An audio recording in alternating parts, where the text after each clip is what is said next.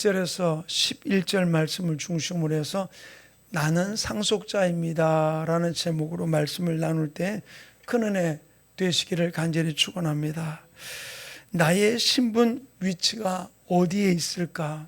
내 신분, 가정 안에서는 한 사람의 남편이고 아내이고 또는 아들이고 또는 아버지가 되는 모습이 있지만 우리의 신분이 세상에서 이야기하는 관계 속에서 이루어지는 신분이 아니라 우리의 신분이 어떤 것인지, 내 신분이 하나님 앞에서 어떤 것인지를 우리가 분명히 알 수 있는 삶이 이루어지기를 간절히 축원합니다.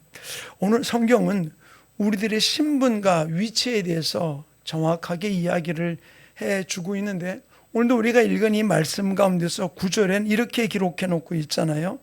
이제는 너희가 하나님을 알 뿐 아니라 더욱이 하나님이 아신 바 되었거늘. 하나님을 아는 게 아니라 알 뿐 아니라 하나님이 나를 아신 바 되었다 라고 이야기해 주고 있어요. 이 말씀을 더 구체적으로 이야기해 주는 게 로마서 8장 14절부터 17절인데, 이 네 구절에서는 우리에게 이렇게 이야기해 주고 있습니다. 무릇 하나님의 영으로 인도함을 받는 사람은 곧 하나님의 아들이라. 너희는 다시 무서워하는 종의 영을 받지 아니하고 양자의 영을 받았으므로 우리가 아빠 아버지라고 부르짖느니라. 성령이 친히 우리 영과 더불어 우리가 하나님의 자녀인 것을 증언하시나니, 자녀이면 또한 상속자 곧 하나님의 상속자여 그리스도와 함께한 상속자니 우리가 그와 함께 영광을 받기 위하여 고난도 함께 받아야 할 것이니라. 뭐라고요? 우리를 하나님의 아들이다. 우리가 하나님을 아빠, 아버지라고 부른다. 또 나아가서는 우리가 하나님의 자녀인 것을 성령이 증언한다 라고 이야기해 주고 있고, 또 우리는 하나님의 상속자, 그리스도와 함께한 상속자라고 이야기를 해주고 있어요. 성경은 우리 여러 곳에서 우리의 신분을 이야기를 해주는데 놀라운 일들을 이야기를 해주고 있는 것이죠. 더더욱 나가서 우리에게도 확증해 주는 것이 바로 무엇입니까? 우리가 갈라디아서 3장 29절에는 뭐라고 얘기해 주고 있느냐? 너희가 그리스도의 것이면 곧 아브라함의 자손이요 약속대로 유업을 이을 자니라. 우리의 신분이 어떻다고요? 하나님의 아들, 상속자, 자녀, 또 그 다음에 하나님의 유업을 이을 자다라고 이야기를 해주고 있어요. 그리고 계속해서 이야기하는데 성경은 디도서 3장 7절에서는 우리로 그의 은혜를 힘입어 의롭다 하심을 얻어 영생의 소망을 따라 상속자가 되게 하려 함이라. 어떻게 해요? 우리가 상속자가 되기 위해서 하나님이 우리 가운데 역사하고 있음을 이야기를 해주고 있어요. 사랑하는 우리 충만교회 성도님, 오늘도 우리 교회에서 또는 영상으로 예배드릴 우리 모든 성도들을, 바로 여러분은 하나님의 자녀이고 상속자들인 줄 믿으시기를 간절히 축원합니다. 아멘. 그러므로 우리가 이 상속자의 권한은 대단해요. 저희 할아버지가 저희 아버지를 이북에서 내려왔을 때 이남에 있는 어떤 한 분이 우리 아버지를 양자 삼았어요. 그 집은 아주 강원도 춘천에서 유명한 유지예요. 또 이분은 유학자이기도 했고요. 그래가지고서 우리 아버님이 나는 떠돌이기 때문에, 군인이기 때문에 옆에 있을 수 없다라고 얘기했는데, 그래도 불구하고 자기가 아들을 삼겠다고 그래서 아들을 삼았어요. 제 어렸을 때 기억도 있어요. 아주 온 동네 사람들, 온 가족 집안들을 다 불러 모았어요. 그 당시에 양구 화천에서 온다는 얘기는 굉장히 먼 거리였거든요.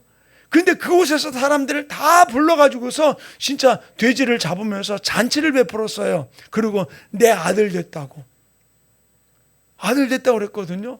그래서 저희 큰아버지가 저쪽 앞에 살았기 때문에 저도 가끔 그 집에 놀러 가고, 또 제 그 동생도 하나 있었기 때문에 같이 친하게도 지냈어요.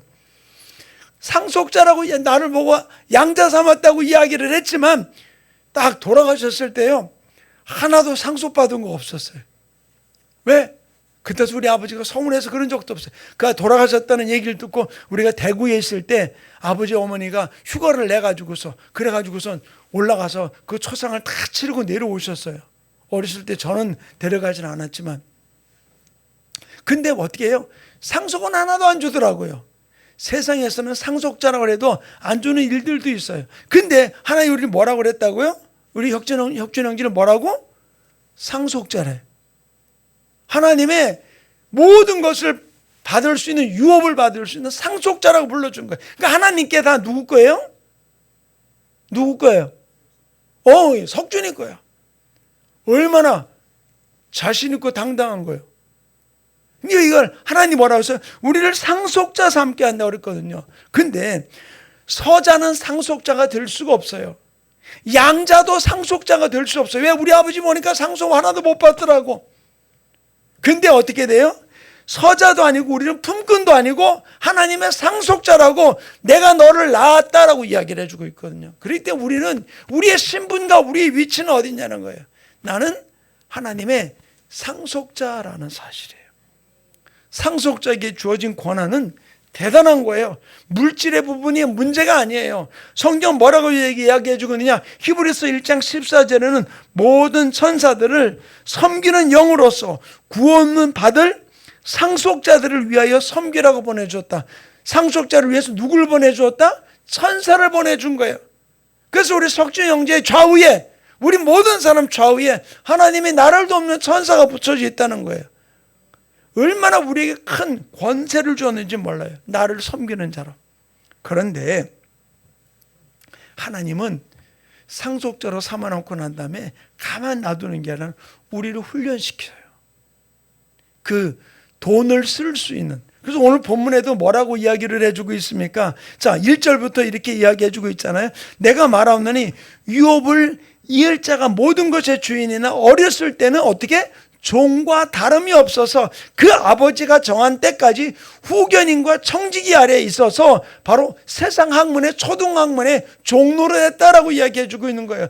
바로 때가 안 되니까 우리를 세상의 초등학문의 종로로 다며 세상의 후견자에게 우리를 맡겼던 부분들 이야기를 해주고 있어요. 그는 4절에 뭐라고 얘기해주고 있습니까?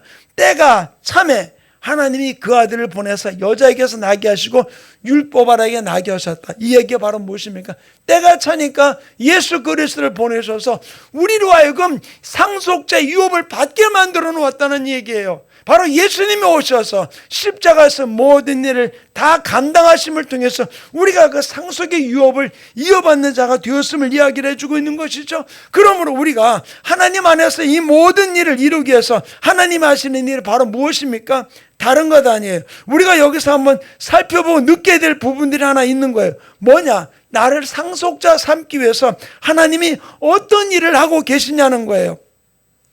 어떤 일을 하고 있냐? 야고보서 2장 5절은 이렇게 기록을 해놓고 있습니다. 사랑하는 형제들아 들을지어다. 하나님이 세상에서 가난한 자들을 택하사 믿음에 부유하게 하시고 또 자기를 사랑하는 자들에게 약속하신 나라를 상속받게 하지 아니하겠느냐. 저는 이 말씀을 보면서 가난한 자를 택해서 믿음을 부유하게 하셨다. 그리고 약속된 나라를 상속받게 하셨다. 결국 하나님은 나에게 세상의 물질의 이야기 아니라 하나님의 나라를 상속받을 자로 나를 세워주셨음을 이야기를 해주고 있는 것이죠. 그런데 어떻게 여기서 좀 우리가 볼게, 가난한 자를 부유하게 하셨다. 뭐가 가난한 자일까?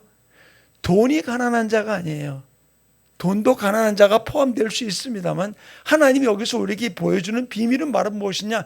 예수님 자신이 이 땅에서 그와 같은 삶을 사셨어요. 그래서 예수님의 삶을 고린도후서 8장 9절은 뭐라고 얘기해 주고 있냐? 우리 주 예수 그리스도의 은혜를 너희가 알거니와 부유하신 이로써 너희를 위하여 가난하게 되시면 그의 가난함으로 말미암아 너희를 부유하게 하심이라. 예수님이 가난하게 되셨다. 자, 예수님이 이 땅에 오셔서 어떻게 가난하게 되셨어요? 자기가 가지고 있던 모든 것 다 포기하고 어떻게 했습니까? 바로 뭐라 그랬습니까? 부유하신 이로써. 뭐가 부유했느냐? 세상에 가릴 것 없이 모든 것을 다 가진 자였었어요. 그러나 그분이 나를 위해서 가난하게 되셔서 인간의 몸을 입고 오신 거예요. 바로 예수님이 가난하게 되시면 나를 부유하게 하시며 그랬어요. 바로 죄인인 나를 향한 사랑을 주님이 보여주신 것이죠. 그것을 성경은 이렇게 기록을 해놓고 있어요. 로마서 5장 8절에 보면 우리가 아직 죄인 되었을 때 그리스도께서 우리를 위하여 죽으심으로 하나님께서 우리에게 대한 자기의 사랑을 확증하셨다.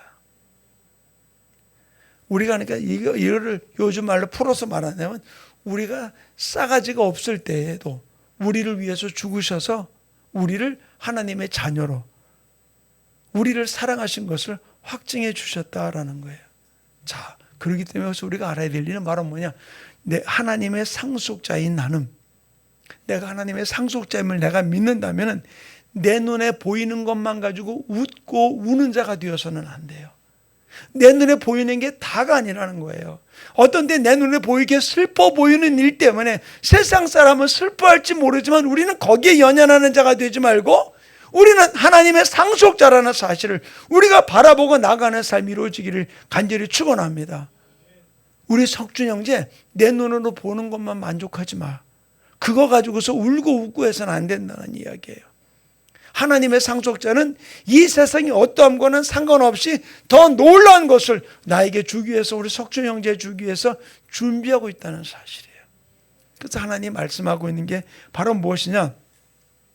고린도후서 6장 7절부터 17절부터 10절에 이렇게 이야기해 주고 있어요. 좀 긴 구절이지만 제가 읽겠습니다. 진리의 말씀과 하나님의 능력으로 의의 무기를 좌우에 가지고 영광과 욕됨으로 그러하였으며 악한 이름과 아름다운 이름으로 그러했느니라. 우리는 속이는 자 같으나 참되고 무명한 자 같으나 유명한 자요 죽은 자 같으나 보라 우리가 살아있고 징계를 받은 자 같으나 죽임을 당하지 아니하고 근심하는 자 같으나 항상 기뻐하고 가난한 자 같으나 많은 사람을 부유하게 하고 아무것도 없는 자 같으나 모든 것을 가진 자로다. 하나님의 상속자가 어떤 자라고요? 우리는 속이는 자 같으나 참되고 무명한 자 같으나 유명한 자고 죽은 자 같으나 우리는 살아난 자고 징계를 받는 자 같으나 우리는 죽음을 당하지 아니하는 자고 근심하는 자 같으나 우리는 기뻐하고 항상 부유한 자고 많은 사람을 부욕해 하는 자라고 이야기해 주고 있는 거예요. 바로 이게 뭐라고요? 하나님의 상속자에게 주어진다는 거예요. 그러므로 내 신분이 하나님의 상속자가 되었음을 우리는 고백하면서 우리가 날마다 주님과 함께 동행하며 걸어가는 것이 어떤 때는 세상 사람들이 알아주지 아니하고 어떤 때는 조롱하고 어떤 때는 힘들고 아무도 나를 알아주지 아니한다 할지라도 그것 앞에 우리가 흔들리지 말고 하나님의 상속자 된 자로서 나에게 주어진 놀라운 축복의 유업, 내가 받아들일 유업을 우리가 바라보면서 어떤 일들 속에 흔들리지 않고 달려가는 축복의 주인공 되시기를 간절히 축원합니다. 하나님의 이런 상속자로 삼아주심을 감사합니다. 끝까지 어떤 일도 흔들리지 않고 달려가는 하나님의 상속자가 되게 나를 붙들어 달라고 우리 주여 삼창하시고 뜨겁게 동성으로 기도합니다. 주여!